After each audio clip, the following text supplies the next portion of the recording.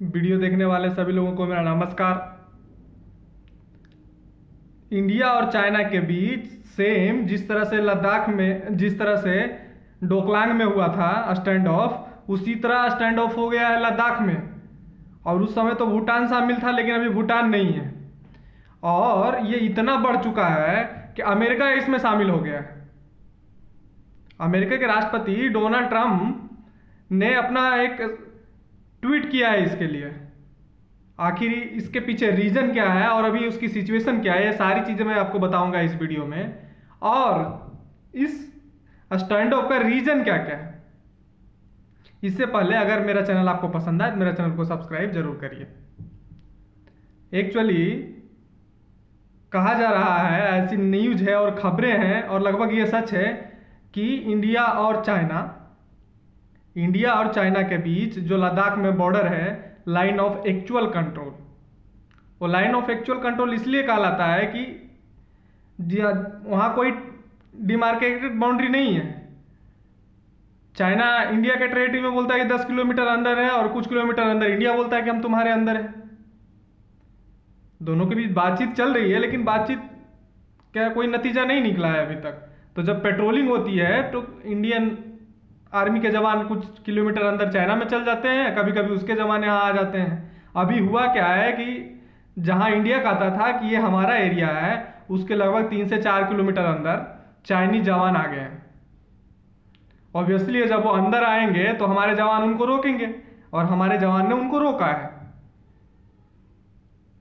और एक फर्जी न्यूज भी फैलाई गई इंडिया के जाने माने न्यूज चैनल के द्वारा कि हमारे आर्मी के जवान के बंदूकें छीन ली गई, उनको डिटेन कर लिया गया। हालांकि आर्मी ने बोल दिया कि यह सब बकवास है, एक कोरी कल्पना था इस न्यूज चैनल की। अब ये सिचुएशन बन गई है कि लगभग 6000 चाइना ने अपने जवानों को भेजा है।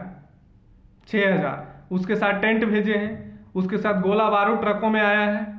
ऑब्वियसली है, जब आप भेजिएगा तो इंडियन गवर्नमेंट भी ऐसा नहीं है कि असहाय पशुओं की तरह है। जैसा महाभारत के सीरियल में बोला गया था कि जब युधिष्ठिर को दुर्योधन बंदी बनाना चाह रहा था तो उसके लिए चक्रव्यूह की रचना करना चाह रहा था। तो चक्रव्यूह की रचना गुरु द्रोणाचार्य की मदद से वो कर रहा था। तो जब पांडव के खेमे में ये सारी चीजें पता लगी, तब धृष्टद्युम्न जो सेनापति था पांडव का, उसने बोला, ऐसा सीरियल्स में है, महाभारत के सीरियल में उसने बोला कि युधिष्ठिर कोई असहाय पशु नहीं है कि जब जो चाहे हाँक कर ले जाए। उसी तरह इंडिया कोई असहाय कंट्री नहीं है। इंडिया एक न्यूक्लियर कंट्री है। इंडिया की स्टैंडिंग आर्मी 14 लाख है। हाँ, 1.5 अरब जनसंख्या वाला देश है इंडिया। तो ऐसा नहीं है कि चाइना अपना आर्मी भेज देगा तो इंडियन गवर्नमेंट नहीं भेजेगा। इंडियन गवर्नमेंट ने भी जो हाई एल्टीट्यूड, जो ऊंचाई पर लड़ने में माहिर हमारे सैनिक हैं, सेम उसी मात्रा में, जिस मात्रा में वो भेज रहे हैं उसी मात्रा में हमारे गवर्नमेंट भी भेज रही है। और हमारे अभी कुछ ही दिन पहले, एक दिन पहले, चाइना के जो राष्ट्रपति हैं शी जिनपिंग ने अपने सेना को बोला कि युद्ध के लिए तैयार रहो। तो हमारी गवर्नमेंट भी सीरियस हो गई। हमारे गवर्नमेंट में भी डिफेंस मिनिस्टर के साथ साथ तीनों सेना के प्रमुख और जो चीफ ऑफ डिफेंस स्टाफ नया पोस्ट बनाया उनके बीच बैठ के हुई। और एक्चुअली चाइना ये सब कर क्यों रहा है? महामारी के इस दौर में सारा देश महामारी से पीड़ित हैं, तो फिर चाइना ऐसे उजुल फिजुल चीजें कैसा क्यों कर रहा है? उसके पीछे सबसे बड़ा रीजन है कि चाइना ने यह महामारी पूरा दुनिया में फैलाया। पूरा दुनिया में फैलाया। अब तो चीजें परतें खुल चुकी है। तो चाइना के जो खुद के लोग हैं, इंडिया में क्या है, अगर सरकार कुछ खराब करेगा, सरकार अगर जनता के एक्सपेक्टेशन के हिसाब से नहीं करेगा तो अगला 5 साल में सरकार को हटा देगा। लेकिन चाइना में तो उसी बात है नहीं। शी जिनपिंग अभी संशोधन कर दिए थे अपने संविधान में, उस संशोधन के अनुसार वो जिंदगी भर प्रेसिडेंट रहेंगे। और वहां एक ही पार्टी होती है, कम्युनिस्ट पार्टी ऑफ चाइना। तो वहां के लोगों के पास ये ऑप्शन नहीं है इंडिया जैसा। वहां बेरोजगारी अब चरम पे पहुंच गई है और दुनिया भर में चाइनीज लोगों के प्रति अच्छा इंपैक्ट नहीं जा रहा है।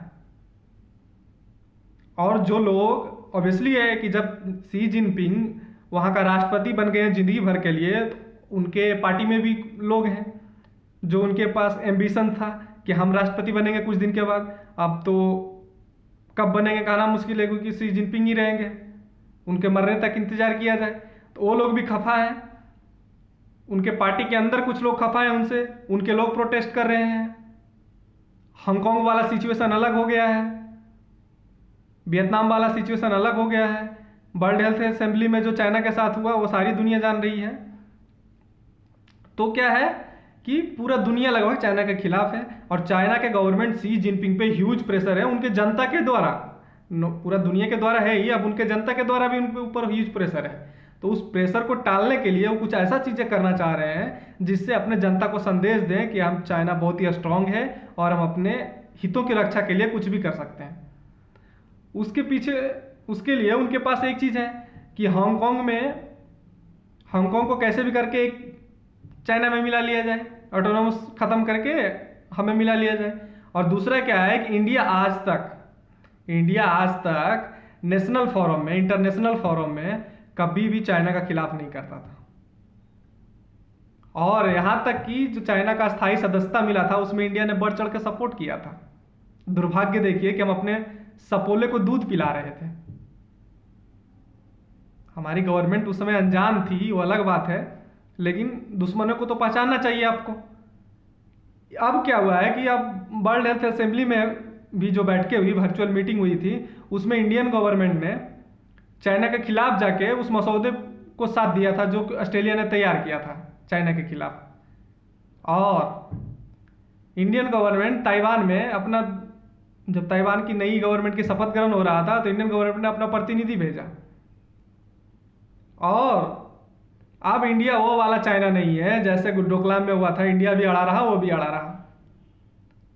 तो अब चाइना क्या है कि इंडिया को दबाना चाहता है और इंडिया को बताना चाहता है कि अब पूरा दुनिया मेरे खिलाफ एक्शन लेगी तो तुम भी कुछ एक्शन मत ले लेना, क्योंकि अमेरिका ने बोला है कि हम चाइना को सबक सिखाएंगे। तो उसके लिए इंडिया पर दबाव बनाने का ये सारी चीजें हो रही है। तो क्या इसे युद्ध हो जाएगा? नहीं, जहां तक मेरी नॉलेज है इंडिया और चाइना के बीच युद्ध होने वाला नहीं है, क्योंकि चाइना भी जानता है इंडिया वो वाली इंडिया नहीं है, और इंडिया एक न्यूक्लियर पावर कंट्री है। और इतिहास गवाह है कि युद्ध अगर लंबी समय तक चलती है तो चाइना आज तक नहीं जीता है युद्ध। 19वीं शताब्दी में तो चाइना एक भी युद्ध जीता ही नहीं। और चाइना के पास अपने ढेर सारा प्रॉब्लम है।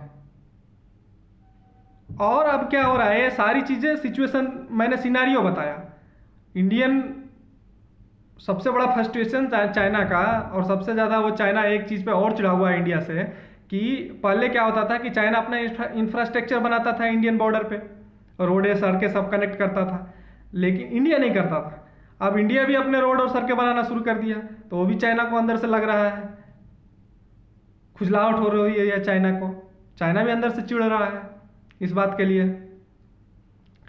लेकिन हमारे गवर्नमेंट ने ये साफ कर दिया है कि हम सड़कें बनाते रहेंगे, 75% सड़कें बन गई हैं, और जो 25% बच गई है वो हम बनाते रहेंगे। और अब अमेरिका आया कहाँ से ये सब सारी चीज़ में? अमेरिका का जो स्टेट डिपार्टमेंट का एक सीनियर ऑफिशियल ने ये बात बोला कि चाइना अपने सभी पड़ोसियों के लिए थ्रेट है। हो सकता है चाइना और अमेरिका के बीच अपना दुश्मनी वो है, लेकिन ये बात सच है। चाइना को अपने एक पड़ोसी को छोड़ के, पाकिस्तान को छोड़ के, लगभग सभी पड़ोसियों के साथ उसको दुश्मनी है। और पाकिस्तान के साथ भी दोस्ती क्यों है? पाकिस्तान उसके पीछे औंधे मुंह गिर गया है, एकदम दंडवत प्रणाम कर लिया है, अपने टेरिटरी को भी दे दिया है उसको, तो दोस्ती तो रहेगी उसके साथ। इसके अलावा सारी कंट्री के साथ उसको लड़ाई है। लेकिन अब डोनाल्ड ट्रंप ने कहा कि हम चाइना और इंडिया के बीच जो स्टैंड ऑफ है उसके बीच वो करेंगे, मध्यस्थता निभा सकते हैं इस एलएसी के लिए। लेकिन जिस तरह से जिनपिंग ने बोला था कि युद्ध के लिए तैयार रहो, तो लग रहा था कि हाँ मामला बहुत सीरियस है। हालांकि सीरियस कुछ उतना था नहीं, लेकिन अब क्या हुआ है कि ट्रंप के ऐसी बात बोलने से पूरा दुनिया का ध्यान खिंच गया इस स्टैंड ऑफ के पीछे। तब चाइना पे दबाव आया, तो चाइना ने क्या बोला कि हमारे पास मैकेनिज्म है, हम इंडिया के साथ मामला सॉल्व कर लेंगे। ऑब्वियसली कुछ दिन का स्टैंड ऑफ रहेगा, उसके बाद ये मामला सॉर्ट आउट हो जाएगा। चाइना को संदेश देना चाहता था, और चाइना सिर्फ इंडिया के साथ एग्रेशन नहीं कर रहा है, चाइना अपने पड़ोसियों के साथ भी एग्रेशन कर रहा है, सभी पड़ोसियों के साथ इंक्लूडिंग जापान। लेकिन अब इंडिया डरने वाला नहीं है, और डरने की कोई भी बात नहीं है। इंडियन गवर्नमेंट ने भी, इंडियन आर्मी के जवान भी वहाँ मुस्तैद हैं, और इंडियन गवर्नमेंट ने अपना सैनिक वहाँ भेज दिया है। इंडिया के साथ युद्ध हो ही नहीं सकती चाइना की, क्योंकि चाइना एक चीज़ और चिढ़ा हुआ है कि चाइना से कंपनियाँ निकल के इंडिया आ रही है और दूसरे देश जा रही है। बेरोजगारी चरम पे है, और वहाँ से कंपनी यहाँ आएगी। और चाइना इस समय कभी भी अफोर्ड नहीं करेगा कि इंडिया का जो मार्केट है, चाइना के साथ $100 बिलियन का जो, लगभग $100 बिलियन का जो व्यापार है, उस व्यापार में चाइना कभी, क्योंकि उसका निर्यात ज़्यादा है, तो चाइना कभी नहीं चाहेगा कि इंडिया के साथ हमारा रिश्ता खराब हो। कुछ हिडन संदेश देना चाह रहा था, वो आप भी समझते हैं। और अमेरिका जो ये बोला है, ये दोनों को कोई सीरियस नहीं लेगा। अमेरिका जो बोला है कि हम मध्यस्थता निभाएंगे, ये कोई सीरियस नहीं लेगा, ना तो इंडिया लेगा ना तो चाइना लेगा, क्योंकि ये बायलैटरल इश्यू है, बायलैटरली सॉल्व होना चाहिए। ये बायलैटरल इश्यू है, बायलैटरली सॉल्व होगा, इसमें तीसरे पार्टी को कूदने की क्या जरूरत है। ये सारा सिचुएशन बना हुआ है। अब ये देखना है कि स्टैंड अप कितने दिनों तक चलता है, और जितना मैचिंग क्वालिटी में इंडिया भेज रहा है अपने सैनिकों को, जितना उनका है उतना इंडिया भी भेज रहा है वहाँ, और जैसा वो बिल्डअप करेंगे इंडिया भी करेगा। ठीक है, कोई युद्ध होने वाला नहीं है, ये जस्ट शो ऑफ है, और हमारे हिसाब से और कुछ ही दिन ये चलने वाला है। और चाइना ऑलरेडी बोल दिया है, चाइना पे दबाव पड़ गया, अभी खबरें आ रही है ऐसा, और चाइना के ऑफिशियल्स ने यह बात बोला है। ठीक है, अभी तक आप मेरा वीडियो देख रहे हैं तो इसके लिए बहुत बहुत धन्यवाद। मेरे चैनल को सब्सक्राइब जरूर करिए। Thank you my friend, thank you, bye bye.